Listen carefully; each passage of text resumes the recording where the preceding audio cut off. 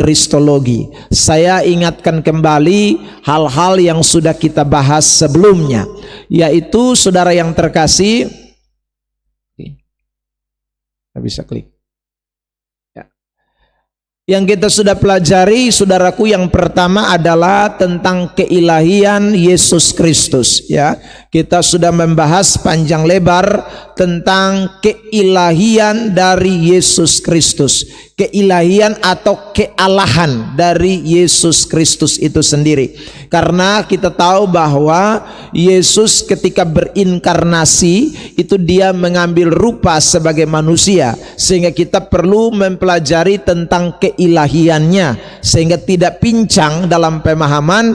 Jangan sampai kita berpikir bahwa Yesus manusia lalu kita lupa tentang keilahiannya. Lalu kemudian yang kedua yang kita juga sudah soroti adalah tentang kemanusiaan daripada Yesus Kristus. Jadi kalau tadi saya sebutkan bahwa Yesus datang sebagai manusia dan itu benar-benar manusia 100%. Dan kita sudah buktikan dengan banyak sekali data di dalam Alkitab mengenai kemanusiaan Yesus Kristus. Lalu kemudian yang ketiga kita mempelajari tentang karya-karya Yesus Kristus ya. Nah ini yang sedang menjadi sorotan kita di bagian yang ketiga ini. Sebentar kita masih memperhatikan ini. Lalu kemudian yang keempat adalah Kristus dalam kehidupan orang percaya. Ini adalah 4 poin besar yang menjadi sorotan kita di dalam pembahasan mengenai doktrin Kristologi ini. Nah, saudara yang terkasih dalam Tuhan, kita sudah masuk sekali lagi pada karya Yesus Kristus. Apa saja karya Yesus Kristus? Saudara yang terkasih di dalam Tuhan, kita juga sedang memperhatikan beberapa hal. Yang pertama adalah karya Yesus dalam inkarnasi. Ini kita sudah bahas pada pertemuan kita kali lalu di bagian yang keempat. Lalu kemudian karya Yesus Kristus dalam pengajaran dan mujizat. Ini juga saya sudah sentil di kesempatan kita pada waktu kita membahas karya Yesus dalam inkarnasi. Tapi sebentar kita akan lebih dalam untuk poin yang kedua ini, karya Yesus Kristus dalam pengajaran dan mujizat. Lalu kemudian yang ketiga adalah karya Yesus Kristus dalam penderitaan dan kematian. Saudaraku, itu adalah hal-hal yang kita akan pelajari mengenai karya Yesus Kristus. Lalu kemudian juga karya Yesus dalam kebangkitan, nanti bagian yang keempat. Lalu karya Yesus dalam kenaikan dan perantaraan. Lalu karya Yesus dalam pengudusan umatnya. Ini untuk poin yang keenam, ini saya bahas juga di waktu pembahasan kita mengenai doktrin soteriologi, tentang bagaimana Allah menguduskan kita. Lalu nanti di bagian yang terakhir itu kita akan memperhatikan karya Yesus dalam persoalan second coming atau kedatangannya yang kedua kali nanti. Jadi ini adalah pokok-pokok pembahasan mengenai karya Yesus Kristus. Ini yang kita mau soroti. Oke? Sekarang kita lihat dulu karya Yesus dalam pengajaran dan mujizat. Saya coba mengingatkan kembali apa yang sudah kita sempat bahas di bagian terakhir dari pertemuan kita yang keempat itu, tentang pengajaran dan mujizat dalam karya Yesus Kristus. Saudara yang terkasih di dalam Tuhan, dua-dua ini merupakan penting dalam pelayanan Yesus. Jadi kalau kita membaca Injil-Injil, maka Yesus sering kali melakukan yang namanya mujizat-mujizat. Mulai dari sembuhkan orang sakit, bangkitkan orang mati, saudaraku, dan banyak sekali mujizat-mujizat yang dia lakukan ya, mengubah air menjadi anggur, beri makan orang 5.000, 7.000. Ini Yesus lakukan sewaktu dia ada di dalam pelayanan.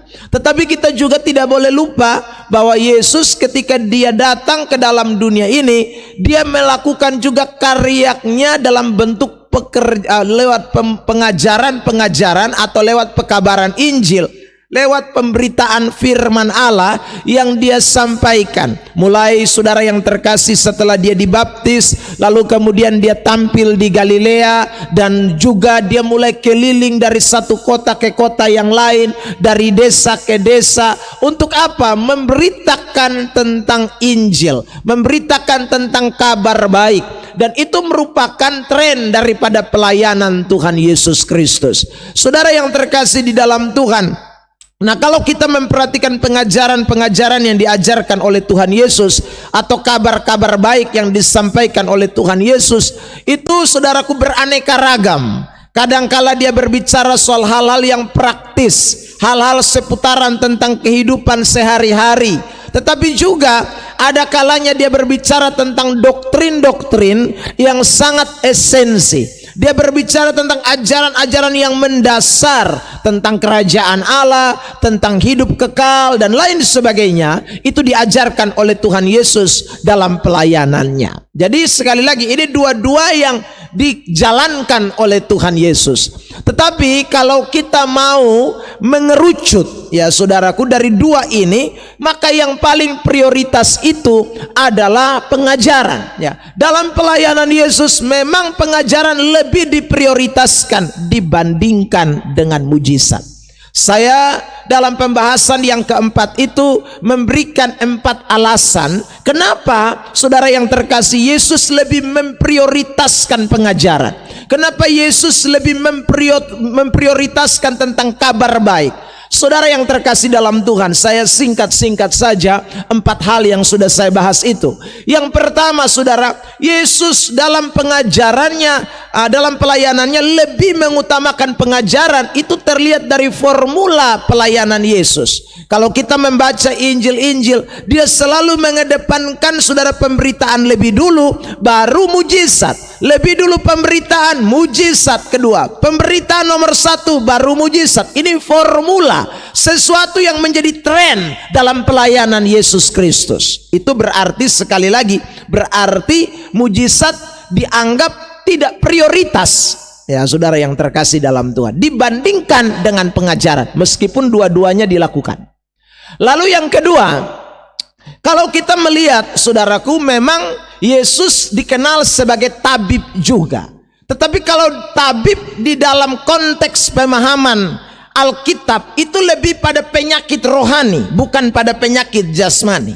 Ya saudara. Jadi Yesus datang sebagai tabib itu menyembuhkan penyakit rohani. Karena itu saudara yang terkasih di dalam Tuhan, kalau sudah berurusan dengan penyakit rohani, maka tidak bisa lepas dari ajaran.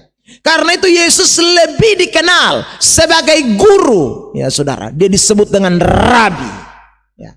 Karena lebih menonjol ajarannya dibandingkan dengan karya-karya mujizatnya.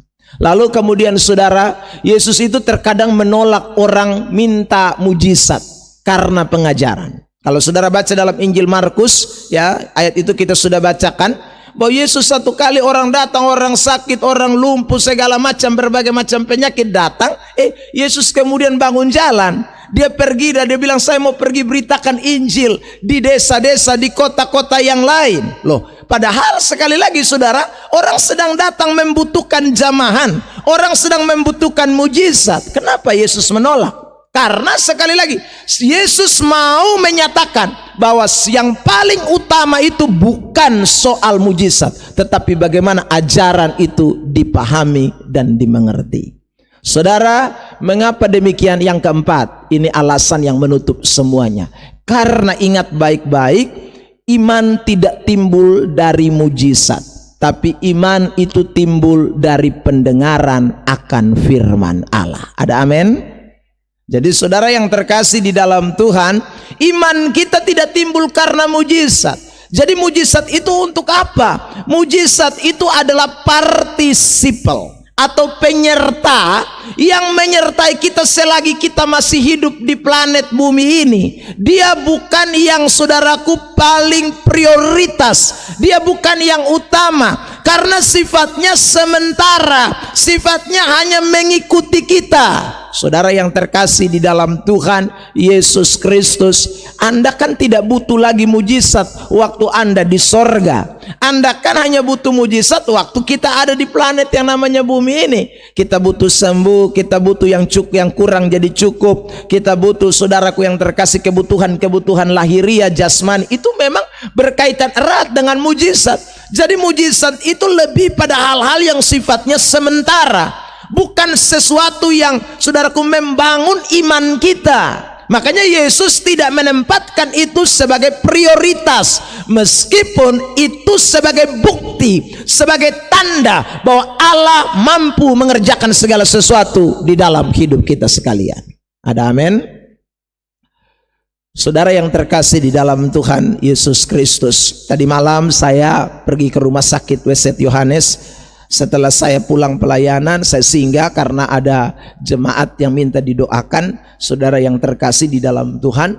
Dan jemaat ini divonis sudah kanker parah ya, stadium 5, ginjal juga stadium akhir, saudara yang terkasih di dalam Tuhan.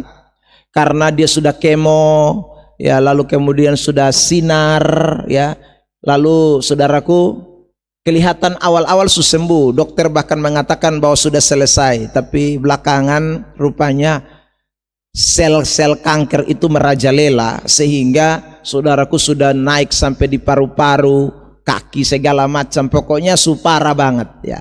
Jadi saudaraku bahkan sampai merusak ginjalnya, dua-dua ginjal sudah tidak berfungsi. Jadi dokter menawarkan ya untuk cuci darah dan kemo lagi. Saudara yang terkasih dalam Tuhan, ibu ini bilang, ya, cuci darah dokter, kira-kira nanti mana? Apakah saya sembuh? Kalau saya kemo lagi, kira-kira saya sembuh? Saudara, lalu dokter bilang begini, ya itu namanya kita usaha. Ya saudara, kalau ibu bilang sembuh sih, saya tidak bisa menjamin ya. Tapi ini namanya kita usaha. Karena ibu punya posisi sekarang, kankernya sudah merajalela, lalu kemudian ginjalnya juga sudah stadium akhir ya. Karena itu kita tawarkan, kalau ibu mau, saudara yang terkasih dalam Tuhan. Lalu ibu ini bilang, saya ambil keputusan, saya tidak mau kemo lagi dan saya tidak mau cuci darah lagi. Saudara yang terkasih dalam Tuhan, apa yang menjadi akibat? Saudaraku, dia bertanya kepada dokter. Lalu dokter berkata, ya nanti ibu angsur berangsur, stamina ibu akan menurun, dan saudara ibu akan sampai kepada titik yang namanya kematian. Saudara yang terkasih di dalam Tuhan, dia bilang, oke, saya sudah siap dokter. Jadi saya tidak mau untuk cuci darah, saya tidak mau untuk saudaraku kemo lagi.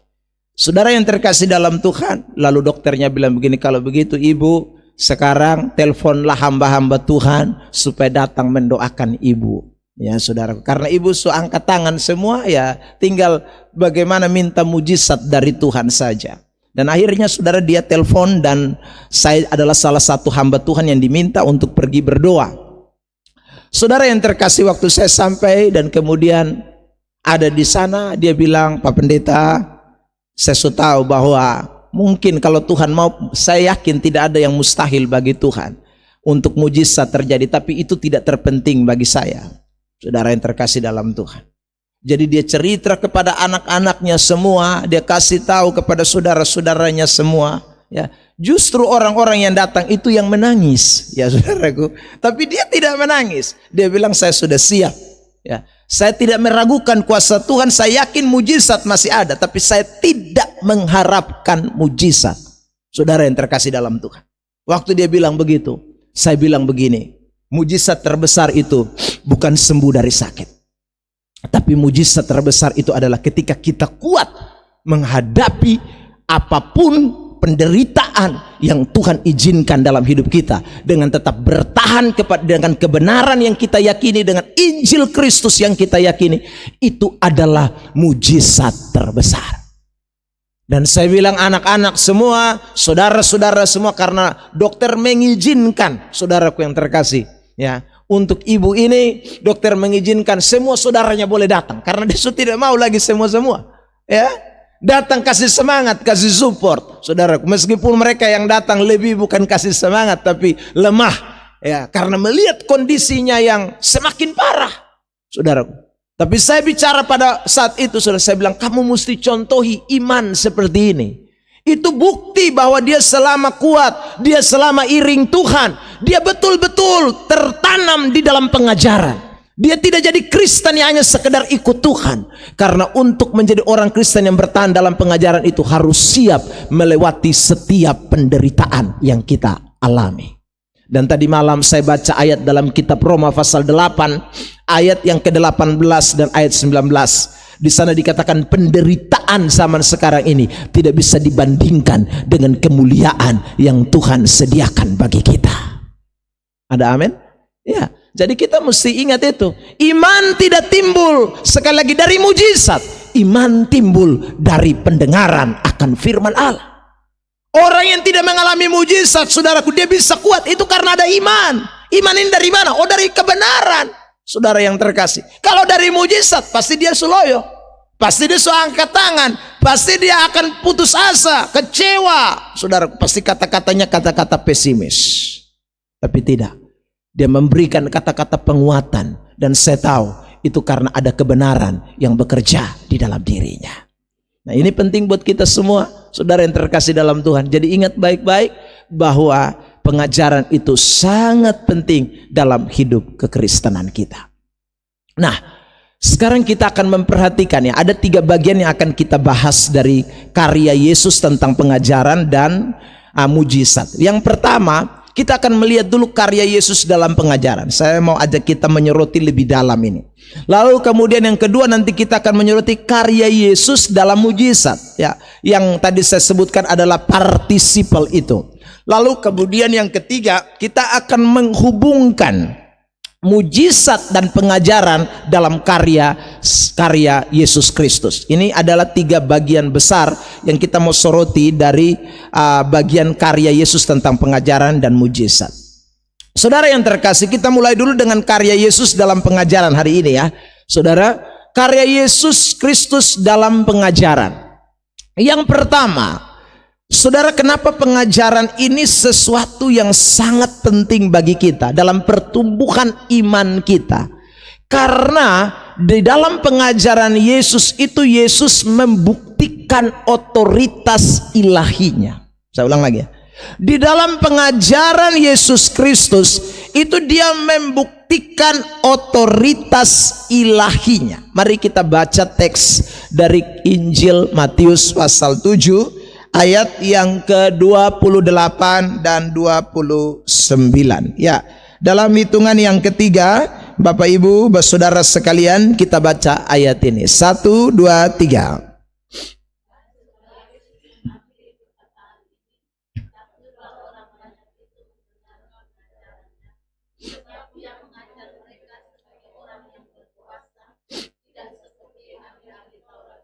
Saudara perhatikan, ia mengajar mereka sebagai orang yang berkuasa.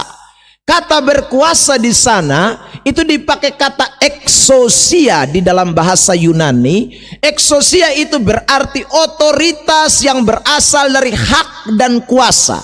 Jadi saudara yang terkasih di dalam Tuhan Yesus Kristus, nah, hak dan kuasa yang mana? Yang berasal bukan dari orang lain, tetapi dari dirinya sendiri. Ini exousia. Jadi kalau kita menemukan kata kuasa di dalam teks perjanjian baru, saudaraku, itu bisa bermakna 2. Kuasa atau hak atau otoritas yang berasal dari diri, saudaraku, orang lain. Dan ada yang datang dari diri sendiri. Itu hanya berlaku pada Yesus, saudaraku yang terkasih. Jadi hanya Yesus yang punya otoritas, yang punya hak, yang punya kuasa, yang tidak datang dari mana-mana, tapi itu dari diri sendiri. Kalau kita punya kuasa, itu bukan datang dari kita, itu datang dari Tuhan. Ya, saudara yang terkasih dalam Tuhan. Jadi Tuhan juga kasih kita kuasa, tetapi bukan dari diri kita, itu dari Tuhan Allah. Bedanya Tuhan, saudaraku, bedanya Yesus adalah otoritas yang dia miliki. Itu adalah otoritas yang tidak datang dari siapa-siapa. Itu datang dari dirinya sendiri. Saudara yang terkasih dalam Tuhan. Makanya waktu dia mengajar, ya saudara, itu beda sekali. Ya, Itu ayat tadi berkata, "Wih, dia beda sekali dengan ahli-ahli Taurat." Padahal ahli-ahli Taurat itu bukan orang bodoh. Namanya saya sudah ahli, ya, ahlinya kitab itu. Tetapi saudaraku yang terkasih, karena kuasa yang datang dari dalam diri Yesus itu sendiri, kuasa yang luar biasa, kuasa yang dahsyat, kuasa ilahi, otoritas ilahi, hak ilahi, itu membuat Yesus itu mengajar dengan berbeda. Saudara yang terkasih di dalam Tuhan, ini penting. Makanya kalau saudara dengar khotbah, itu beda. Dengar ajaran Kristus itu beda. Ya, saudara yang terkasih di dalam Tuhan.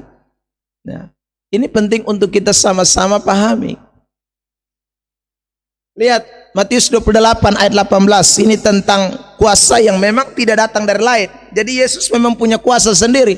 Matius 28 ayat 18. 1, 2, 3.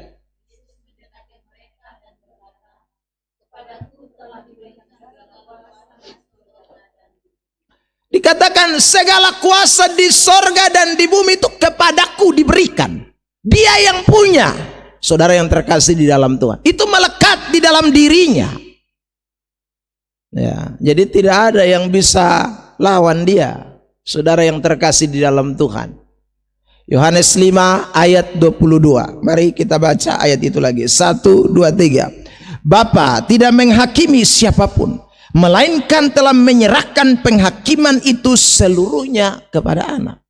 Jadi dia memang punya otoritas, hak, kuasa yang memang datang dari dalam dirinya. Sehingga pengajaran yang Yesus sampaikan, ya saudara yang terkasih di dalam Tuhan, itu bukan Injil kosong. Nanti saya akan tunjukkan ayat-ayat tentang itu, saudara yang terkasih. Tapi ini coba kita pahami dulu, untuk membentuk pola pikir kita, untuk membentuk saudara yang terkasih dalam Tuhan, cara pemahaman kita tentang melihat Alkitab, yang adalah firman Allah, yang adalah ajaran Kristus. Jadi waktu kita melihat Alkitab itu, ingat baik-baik, itu satu kitab yang benar-benar punya otoritas ilahi. Itu bukan hanya sekedar kata-kata manusia, itu bukan tulisan-tulisan biasa, meskipun sekali lagi memang ditulis oleh manusia. Tetapi ingat baik-baik, apa yang ditulis itu benar-benar adalah suatu pengajaran yang berasal dari otoritas ilahi. Makanya 2 Timotius pasal 3 ayat 16 itu dikatakan dengan jelas, segala tulisan yang diilhamkan oleh Allah. Kata diilhamkan itu dipakai kata pneumatos dalam bahasa Yunani, yang artinya dihembuskan oleh kuasa Roh Kudus. Itu tidak datang dari diri sendiri. Saudara yang terkasih di dalam Tuhan, makanya saking sakralnya disebut dengan kitab suci. Ya, karena dia punya otoritas, dia berbeda dengan kitab-kitab yang lain. Dia beda dengan bacaan-bacaan rohani yang lain, saudara. Ya, kalau kita punya buku rohani, mana surgawi ke apa begitu, saudara yang terkasih, memang tulisannya juga di dalamnya rohani, tetapi dia tidak punya otoritas ilahi itu. Ya, dibandingkan dengan Alkitab yang merupakan pengajaran kita, saudara, sumber ajaran kita itu memiliki otoritas ilahi. Karena ajaran ini tidak datang dari mana-mana, datang dari Tuhan. Datang dari satu roh yang mengilhamkan, dari Kristus, dari Allah. Anak-anak Tuhan. Nah, sekarang saya mau tarik benang merahnya bagi kita semua. Apa makna otoritas ini bagi gereja? Otoritas pengajaran ini bagi kita gerejanya. Yang pertama, saudara yang terkasih dalam Tuhan, kita pun harus memberitakan Injil dengan otoritas ini.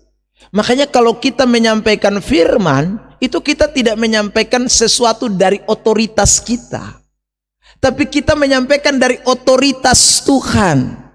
Saudaraku, Matius pasal yang ke-28 ayat 19, Yesus berkata begini, pergilah, jadikanlah semua bangsa muridku. Ya saudara, ajarlah mereka, baptislah mereka untuk, saudaraku, baptislah mereka dalam nama Bapa, Anak dan Roh Kudus, dan ajarlah mereka untuk melakukan segala sesuatu yang kuperintahkan kepadamu. Saudara, perintah ini tidak bermakna bahwa murid-murid itu pergi karena mereka punya kuasa. Mereka pergi karena mereka punya saudara otoritas sendiri. Enggak. Saudara, mereka pergi itu karena ada otoritas dari Tuhan. Karena sang pengajar, sang saudaraku guru besar, dialah yang memberikan kuasa Injil itu, otoritas pemberitaan itu, yang bikin kita semangat untuk memberitakan tentang ajaran Kristus. Anak-anak Tuhan, lihat Kisah 1 ayat 8, ayat terkenal ini. Oke, 1, 2, 3.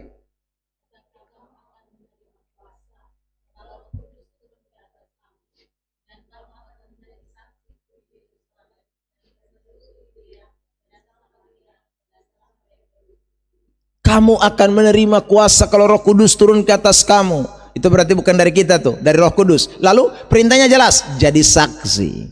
Beritakan Injil, nyatakan saudara yang terkasih di Yerusalem, di Yudea, di Samaria, sampai ke ujung bumi. Karena apa? Karena ada otoritas. Makanya Kisah pasal 2, Petrus berdiri dengan satu keyakinan, ya, ayat 14 dari Kisah pasal 2 mulai, ya. Petrus berdiri lalu kemudian mulai bicara tentang ajaran Tuhan, mulai bicara tentang apa yang ada di dalam Alkitab. Dia kutip-kutip ayat-ayat karena dia semakin yakin bahwa otoritas diberikan, ada kuasa yang diberikan. Ajaran Kristus itu bukan hanya sekedar kata-kata, tetapi kuasa, kekuatan yang dapat menyelamatkan setiap orang yang percaya kepadanya. Ada amin? Makanya Roma 1 ayat 16 bilang dan 17, Injil adalah kekuatan Allah yang menyelamatkan, saudaraku, orang Yahudi, orang Yunani. Ya saudara yang terkasih dalam Tuhan, itu. Jadi kita tidak boleh lupa. Makanya saudara yang terkasih di dalam Tuhan, kita tidak boleh takut beritakan Injil. Kita tidak boleh takut untuk menyuarakan suara Tuhan, karena ini otoritas yang kita sampaikan. Ini bukan kata-kata semata, ini bukan bualan, ini bukan ocehan, ini bukan gosip, ini bukan ceramah abal-abal. Ini benar-benar otoritas ilahi yang kita nyatakan, saudara yang terkasih di dalam Tuhan. Makanya firman Allah itu dikatakan Mazmur pasal 119 ayat 105, dikatakan firman itu pelita bagi kakiku dan terang bagi jalanku. Saudara yang terkasih, jadi ini benar-benar sesuatu yang sangat penting bagi gereja Tuhan, bagi orang percaya, saudaraku yang terkasih di dalam Tuhan. Jadi ini ajaran yang kita tidak boleh lupa, ya. Jadi daripada kita kasih motivasi orang, saudaraku, lebih baik kita kasih kebenaran Tuhan kepada orang-orang itu. Ada amin? Saudara yang terkasih di dalam Tuhan, ada orang kirim video tentang siap-siap karena di bulan Februari ini listrik akan mati 7 hari 7 malam. Ya saudara, lalu mereka bertanya kepada saya, Pak Pendeta, bagaimana tanggapan Bapak tentang informasi ini? Dikirimlah itu video, saya kemudian tonton, saya ikuti. Saudara yang terkasih dalam Tuhan, saya kirim ayat saya sebagai jawabannya, ya. Saya kirim ayat Matius pasal 24, ya. Di situ jelas bahwa sebelum Tuhan datang memang akan datang masa sukar. Bangsa akan bangkit, bangsa melawan bangsa, akan terjadi kelaparan, akan terjadi yang namanya bencana alam. Itu Alkitab sudah buatkan. Jadi itu bukan berita baru. Lalu saya tulis, setelah saya kutip ayat itu saya kirim, saya tulis lagi, tak usah kaget ibu, lambat atau cepat akan terjadi. Ya saudara yang terkasih, jadi itu bukanlah berita yang baru menakutkan kita. Alkitab sudah bicara lama. Jadi sesemua yang terjadi, kalau saudara perhatikan Alkitab, Alkitab bilang tidak ada yang baru di bawah kolong langit ini. Maksudnya apa? Alkitab sudah memberitahu kepada kita. Makanya kitab suci kita itu ditulis dengan ditutup dengan kitab Wahyu. Apa itu Wahyu? Wahyu itu dari bahasa Yunani apokalipsis, yang artinya rahasia dibukakan. Jadi Tuhan susah sembunyi-sembunyi lai. Dia kasih buka semua, dia kasih tahu semua. Tapi persoalan sekarang, orang Kristen mau tidak tanggapi ini sebagai ajaran yang punya otoritas. Jadi saudara yang terkasih, ibaratnya begini, semacam film, ini skenarionya sudah disusun. Amin. Pelakunya baru kerja, Donald Trump segala macam. Ini pelaku. Mas skenario ilahinya Tuhan semua. Antikris, nabi palsu, Tuhan ngomong semua kok. Saudara yang terkasih dalam Tuhan. Makanya di lain kesempatan saya pernah bilang, saudara yang terkasih dalam Tuhan, kita ini berdoa tidak bisa tolak antikris. Kita tidak bisa berdoa tolak peperangan jangan terjadi. Kita tidak bisa berdoa tolak bencana alam jangan terjadi. Itu kita bertentangan dengan Alkitab. Karena memang itu harus terjadi. Lalu bagaimana Pak Pendeta? Kita berdoa bagaimana? Ya berdoa supaya kita kuat menghadapi semuanya itu. Supaya iman kita jangan goyah. Yesus sendiri bilang dalam Matius pasal 24 itu ayat yang ke-13, barang siapa yang bertahan sampai kesudahannya, ia akan selamat. Saudara yang terkasih dalam Tuhan, di bagian lain kitab Wahyu pasal 13, Tuhan bilang begini, saudara yang terkasih dalam Tuhan, yang diperlukan adalah keteguhan orang-orang kudus. Jadi bukan doa tolak. Saudara yang terkasih dalam Tuhan, itu fakta. Jadi kalau sekali lagi ada narasumber yang diundang di podcast tertentu, lalu kemudian omong, saudaraku bahwa akan begini, akan begitu, ya memang Alkitab menubuatkan demikian kok. Ngapain mustak? Hidup ini jalani sesudah. Saudara yang terkasih dalam Tuhan, makanya Alkitab bilang apa? Berjaga-jaga, sadar, waspada. Ya, karena kamu tidak tahu hari dan saatnya. Yang kita lakukan mesti begitu saja. Berjaga-jaga, sadar, berdoa. Saudara yang terkasih dalam Tuhan, tidak bisa kita menghindar.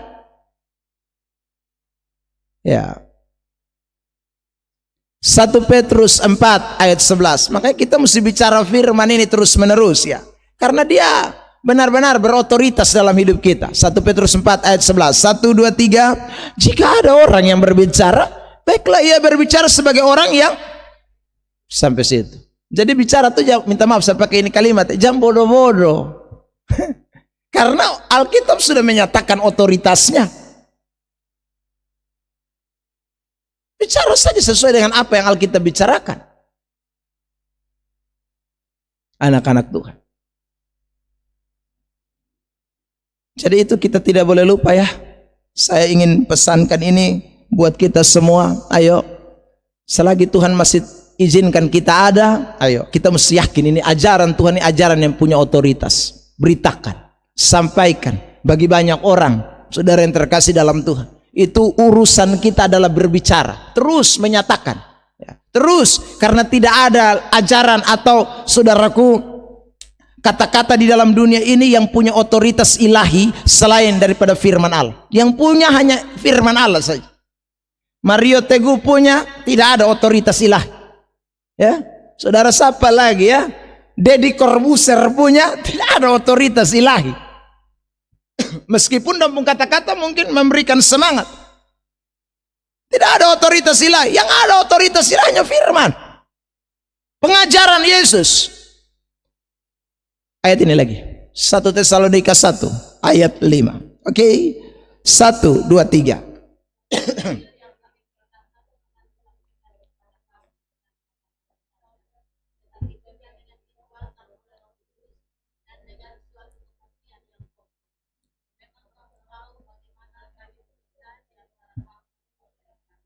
Lihat itu, Injil yang kami beritakan itu bukan kata-kata saja. Itu. Maksudnya dia beda. Dia punya otoritas, dia punya kuasa, dia punya kekuatan. Itu beda. Jadi kalau saudara nasihati anak-anak, ingat, nasihat pakai firman. Ya, saudara yang terkasih dalam Tuhan, bicara apa-apa Dasar mesti firman. Karena firman yang punya otoritas, yang lain tidak ada. Ada orang suka cerita sama saya, Bapak ini anak dong kotong nasihat sudah ujung pi ujung, dong tetap sah. Pertanyaan nasihat pakai apa? Kalau pakai kita pun kata-kata tidak mampu. Yang hanya bisa ubah firman. Yang punya kuasa otoritas firman. Anak-anak Tuhan. Makanya Paulus waktu nasihat keluarga Allah di dalam suratan Efesus pasal 6, itu dia bilang, bapak-bapak jangan bangkitkan amarah di dalam hati anak-anakmu. Ya. Tapi nasihatilah mereka, didiklah mereka di dalam Tuhan. Nah itu, di dalam Tuhan itu pakai apa? Pakai firman, sudah mau pakai apa? Mau pakai mengomel? Anak-anak sakit hati tambah. Lu memang tidak tahu diri. Ada yang bilang begitu. Lebih baik kasih makan babi daripada kasih makan kau. Nah, itu ayat di mana? Nah, akhirnya nasihat kita kelihatannya bagus, tegas. Tetapi sebenarnya tidak membuat perubahan. Nasihatlah sesuai dengan ajaran firman Allah. Ada amin? Ya, saudara yang terkasih dalam Tuhan. Baca ayat-ayat buat dia. Saudara yang terkasih dalam Tuhan. Sebab itu yang akan mengubahkan. Karena itu yang punya otoritas. Itu yang punya kuasa. Anda dan saya tidak ada kuasa. Kata-kata kita tidak ada kuasa. Kecuali kata-kata firman yang Allah transferkan. Allah pakai lewat bibir mulut kita. Itu yang punya kuasa. Kedua, apa makna otoritas ini bagi gereja? Otoritas pengajaran. Yang kedua, saudara yang terkasih dalam Tuhan, kita diberi suatu support untuk mengajar dengan penuh keberanian. Ya, artinya begini, tak lalu pasti, saudara yang terkasih. Jadi kita tak usah ragu-ragu, tak usah takut-takut kalau omong firman. Karena ini pasti benarna, son mungkin salah. Karena sekali lagi yang ajar itu dia yang punya kuasa di sorga dan di bumi. Tadi Matius pasal yang ke-28 sudah bicara sama kita. Nah, mau ragu apa lagi? Jadi tidak mungkin salah ajarannya.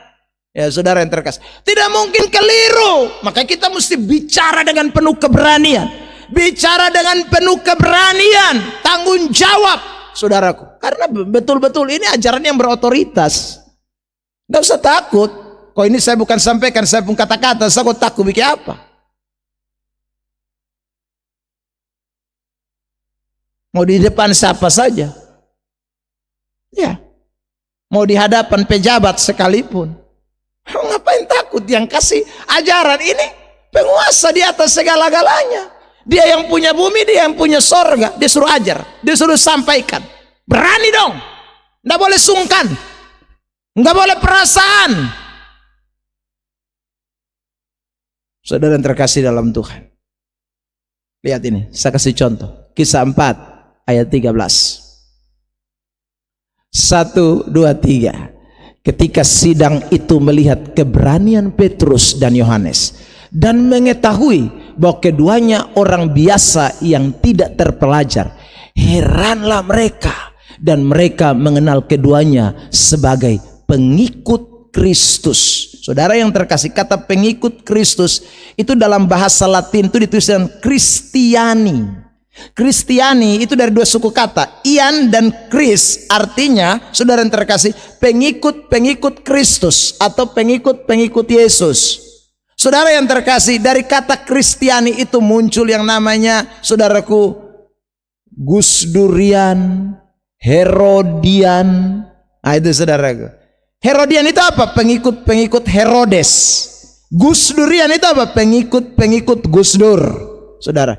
Nah coba saudara bayangkan ya, orang yang menyebut dirinya adalah Gusdurian. Itu waktu Gusdur masih hidup, dong rasa bangga mati. Ya, dong berani karena dong pun pemimpin Gusdur. Saudara, orang-orang yang pengikut Herodes, waduh, semangat mereka, saudaraku, militansi mereka tidak bisa diragukan. Mereka berani tampil di mana-mana. Kenapa? Karena mereka Herodes punya pengikut, Herodian. Saudara, Makanya Petrus dan Yohanes juga dikenal sebagai pengikut Yesus. Dan satu berani betul-betul. Ini di depan mahkamah ini sama kayak dia pun juru selamat itu. Sama kayak Yesus yang tidak takut. Ini manusia dua juga tidak takut. Di depan mahkamah mereka berani berkata kebenaran di atas kebenaran. Amin. Dan takut. Saudara yang terkasih di dalam Tuhan, kadang-kadang kita kalau di depan kita pun bos pemimpin, kita takut bicara benar. Nanti perasaan, nanti gini. Anda bukan Kristiani. Pengikut Yesus enggak gitu. Pengikut Yesus berani itu. Mati-mati dah. Kalau saudara baca kisah 7, Stefanus lebih gila lah. Ya, itu yang namanya pengikut Yesus. Karena dosu yakin sekali ini otoritas ini. Tadi saya sebut Herodes punya otoritas, pengikut-pengikutnya bangga sekali. Padahal itu otoritas sementara karena dia raja. Karena dia penguasa yang dipercaya oleh kekaisaran Romawi. Saudara yang terkasih. Ya Gus Dur juga begitu kan. Setelah Gus Dur meninggal, ya mungkin ada masih Gus Durian itu masih ada, tapi tidak seberapa hebat kayak dulu lagi kan. Sudah apalagi kita punya Allah, kita punya Yesus yang tidak pernah saudaraku ya berhenti jadi Allah. Dia Allah selama-lamanya dan saudara pengikutnya harusnya kita lebih berani untuk menyatakan ajarannya di tengah-tengah dunia ini. Beri dulu tepuk tangan terbaik buat Tuhan Yesus. Ya, jadi jangan takut kepada siapa saja, mesti bicara terang-terangan, mesti bicara firman dengan penuh keyakinan. Itu Anda yakin otoritas pengajaran Yesus, itulah karya Yesus di dalam gerejanya yang meyakini akan otoritas itu. Anak-anak Tuhan, tidak boleh takut itu. Mau dia pangkat tinggi, kok pangkat rendah, kok dia siapa-siapa, harus berani kita bicara kebenaran karena kita diutus oleh Allah, diberi kuasa oleh Allah. Anak-anak Tuhan, jangan lalu malu, lalu jadi pengecut, tidak boleh. Makanya saudara kalau baca kitab Wahyu pasal 21, ranking 1 penghuni neraka itu penakut-penakut. Kalau kita selidiki itu kata penakut, itu saudaraku lebih bukan pada takut jatuh pi jurang, takut pisau tikam, bukan. Itu lebih pada orang-orang yang tidak berani menyatakan firman, menyatakan kebenaran. Itu Tuhan kasih masuk di neraka semua. Ya karena memang pengikut Yesus tidak model begitu. Ciri-cirinya beda. Anak-anak Tuhan, saya perhatikan saudara yang terkasih, kebetulan saya tidak lahir di tahun 45, tapi saya lahir besar di Timor Leste.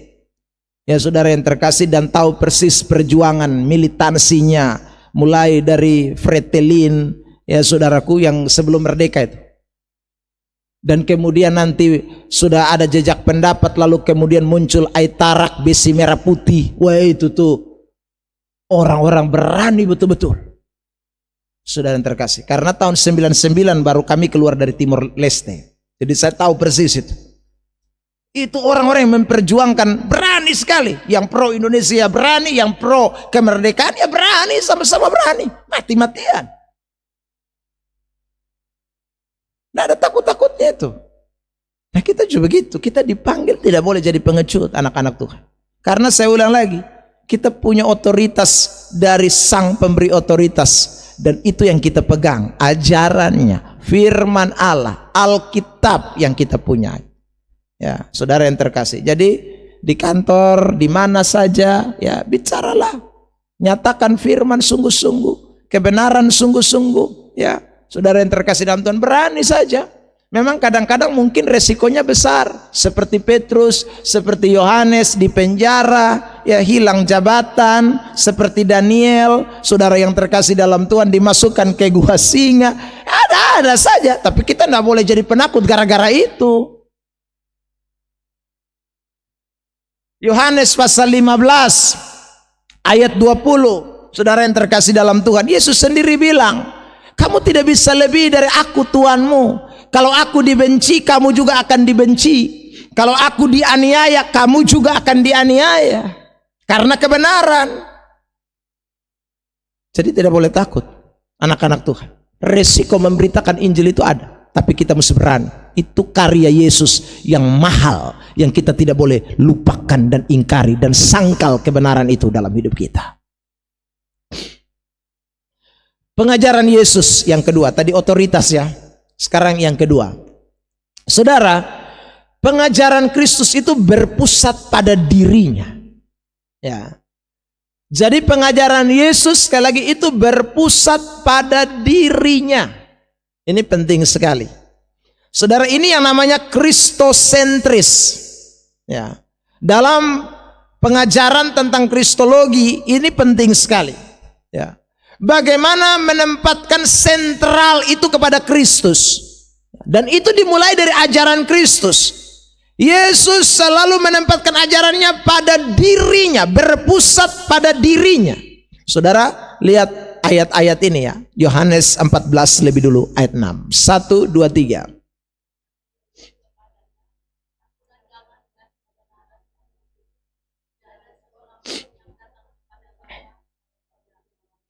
Akulah jalan dan kebenaran dan hidup. Ya, itu Yesus tidak bilang bukan dialah, merekalah, enggak ada, akulah. Itu berarti ajarannya sentralnya pada dia, dirinya. Dia sendiri ngomong, dia pun diri. Akulah roti, akulah pintu, akulah gembala, akulah air hidup. Semua dia. Aku. Di bagian lain ayat ini juga Matius 11 28 29. Mari kita baca 1 2 3.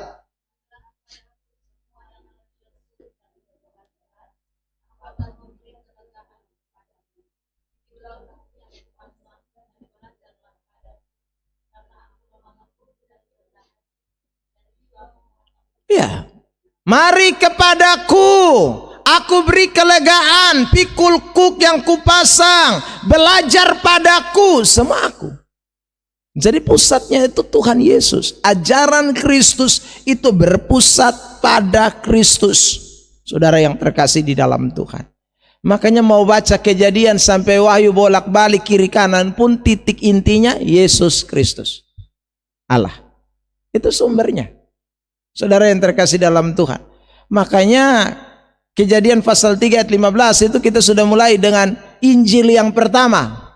Nubuatan tentang Yesus Kristus. Saudara yang terkasih dalam Tuhan. Makanya penulis Ibrani juga bilang, dia sudah ada sebelum dunia dijadikan. Ya, karena memang inti utamanya adalah dia. Yesus. Paulus berkata dialah gambar wujud Allah yang tidak kelihatan. Itu Yesus.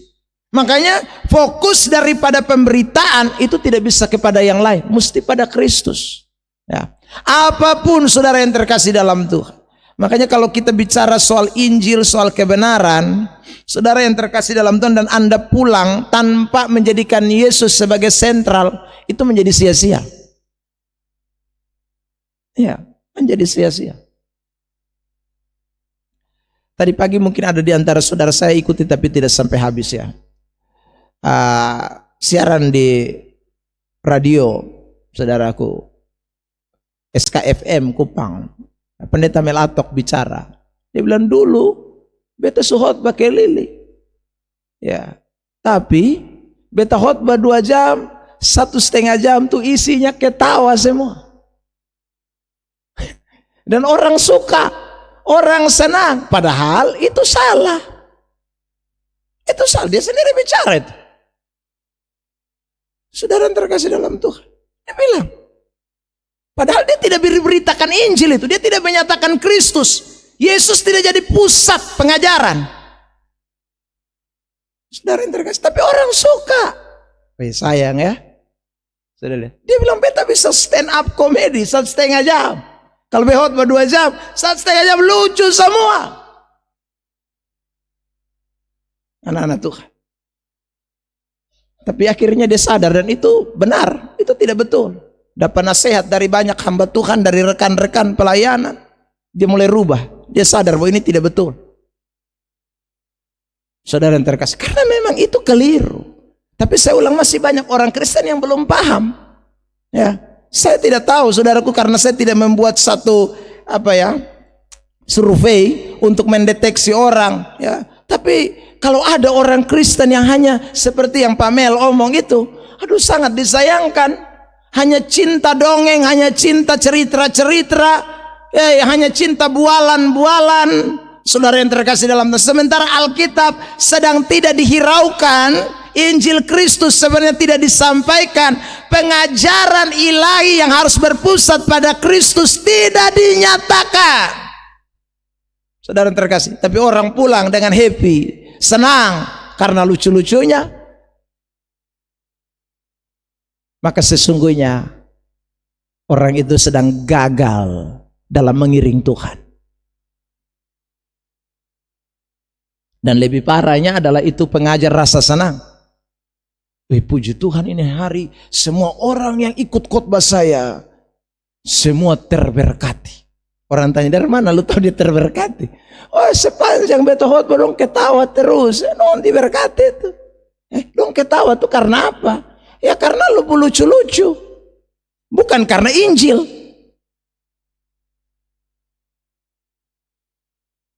Saudara terkasih dalam Tuhan, bukan karena kebenaran. Dan itu nol kaboak. Orang Kupang bilang sia-sia. Dan model begini memang tren dari dulu kala. Ya, kalau saudara baca 1 Timotius kan Paulus sudah kasih nasihat. Ingat, ada banyak orang yang hanya suka dengar dongeng, cerita-cerita isapan jempol. Di bagian lain suratan Petrus juga kasih nasihat itu kepada orang-orang di Galatia, Pontus, saudaraku, Pamfilia dan lain sebagainya. Ingat, ada banyak orang yang hanya mengajarkan sesuatu yang hanya dongeng, cerita-cerita nenek moyang, isapan jempol. Jangan percaya mereka. Alkitab kasih tahu begitu. Karena itu tidak berpusat pada Kristus, anak-anak Tuhan. Ini makna bagi kita. Jadi memberitakan tentang Kristus saja itu penting. Tidak boleh, saudaraku. Boleh tidak? Kalau ada kesaksian boleh, tapi kesaksian itu meneguhkan untuk orang lebih lihat Kristus, bukan lihat kita. Ya, karena kita bukan siapa-siapa. Kristus yang mesti jadi sentralnya. Anak-anak Tuhan.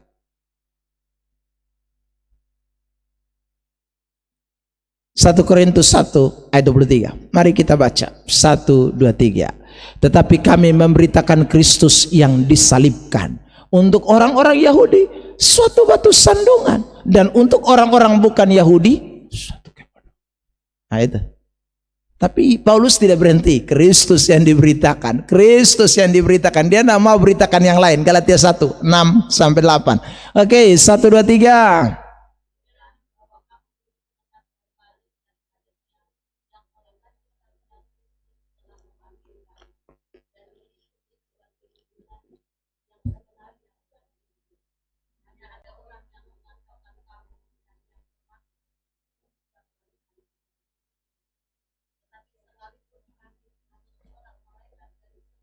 Yang memberitakan kepada kamu suatu Injil yang berbeda dengan Injil yang telah kami beritakan kepadamu, apa?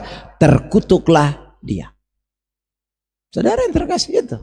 Jadi tidak bisa kita ini bicara, tidak boleh di luar Kristus. Harus Kristus. Harus Kristus. Kristus harus jadi pusat pemberitaan. Kenapa Kristus harus menjadi pusat pemberitaan? Ingat, karena kita bukan bawa orang masuk organisasi, ini yang terakhir. Tapi kita membawa orang masuk untuk percaya kepada Kristus, bukan ke gereja kita. Tidak penting itu, anak-anak Tuhan. Jadi membawa orang kepada Kristus bukan gereja, saudaraku. Karena tidak ada gereja bisa selamatkan orang. Yang bisa selamatkan itu hanya Kristus. Jadi untuk apa saudara kita beritakan Kristus terus, Kristus terus, Kristus terus? Karena tujuan kita bawa orang kepada Kristus. Saudara, kalau saya beritakan saya terus, saya karena ingin orang ikut saya. Kenapa saya beritakan gereja, gereja? Ya karena saya mau orang masuk gereja saya. Kenapa saya promosi terus gereja saya? Karena saya rindu orang ke gereja saya. Itu keliru. Yang kita harus lakukan adalah perkenalkan Kristus. Karena kita mau bawa orang bukan masuk gereja kita, tapi masuk kerajaan Allah, dan itu adalah Kristus. Amin. Tidak boleh lupa itu. Saudara yang terkasih dalam Tuhan, syukur puji Tuhan, alhamdulillah ya. Saudaraku, kalau dia juga datang ke gereja kita, tidak masalah. Tapi itu bukan tujuan utama. Anak-anak Tuhan. Karena itu saya sudah punya prinsip dalam pelayanan penggembalaan saya. Saudara, orang kalau pindah dari gereja saya ke gereja lain, saya syukuri aja. Saya akan cari orang itu kalau dia pergi gereja sesat. Saya akan cari orang itu kalau dia pindah agama. Saya cari orang itu kalau dia tidak pergi gereja mana-mana. Saya cari. Tapi kalau dia sepi ibadat itu tanpa lain, dan itu juga hamba Tuhan beritakan Injil yang sama, it's okay. Tidak masalah. Kau terakhir cuma tempat ketemu satu tempat yang namanya kerajaan Allah. Atau pergi di sana, minta, ini hanya sinode ini punya, sana terima mas, ada begitu. Tapi kenapa kita musbakalai? Ya saudara yang terkasih dalam, kita kan cuma hanya jadi alat yang Tuhan pakai, Tuhan percayakan. Ya sekali lagi saya bilang syukur puji Tuhan, alhamdulillah. Ya kalau orang mau beribadah di kita pun gereja, ya tidak masalah. Tapi itu bukan akhirnya berpusat pada kita. Apa-apa kita keliru. Kristus yang harus menjadi prioritas. Saudara lihat dua ayat ini. Markus 1 ayat 17. 1, 2, 3. Yesus berkata kepada mereka, mari ikutlah aku dan kamu akan kujadikan penjala manusia. Ikut siapa? Ikut aku. Bukan ikut Petrus, bukan. Ikut aku, Yesus. Saudaraku, Yohanes 6, 35. 1, 2, 3. Kata Yesus kepada mereka, akulah roti hidup, barang siapa datang kepadaku, ia tidak akan lapar lagi. Dan barang siapa percaya kepadaku, ia tidak akan haus lagi. Jadi datang kemana? Ke Tuhan. Tidak dikatakan barang siapa datang ke Gemit, ia tidak lapar lagi. Barang siapa percaya ke Gemit, ia tidak haus lagi. Nah, ada itu ayat. Atau barang siapa datang ke GSJA, GPDI, GBI, ia tidak akan lapar lagi. Barang siapa percaya kepada GSJA, GPDI, GBI, dan GGG semua, ia tidak akan haus lagi. Tidak ada itu ayatnya. Ya saudara, yang ada aku, kepadaku. Jadi bawa kepada Kristus. Sorry, saudara yang terkasih dalam Tuhan, Anda ke Gemit, tapi kalau tidak ke Kristus, Anda tetap lapar. Anda ke GSJA, tapi kalau tidak ke Kristus, Anda tetap lapar dan haus. Anda ke sana lagi, GMS, Anda tetap lapar dan haus. Kalau hanya pi karena GMS. Saya bicara apa adanya. Jadi Kristus. Saudara yang terkasih dalam Tuhan, temukan Kristus dalam hidup saudara. Ada amin? Ya. Ini pusatnya. Jadi ingat, inilah karya pengajaran. Jadi kalau orang Kristen paham akan pengajaran Yesus, dia betul-betul punya tingkatan rohani yang akan semakin lebih baik. Kristologi itu membentuk arah pikir kita kepada Kristus sentris. Saudara, sentral, pusat hanya kepada Kristus. Itulah saudaraku yang terkasih dalam Tuhan, karya pengajaran Yesus. Oke, Tuhan berkati kita dengan firman-Nya. Haleluya. Mari kita mensyukuri firman Allah.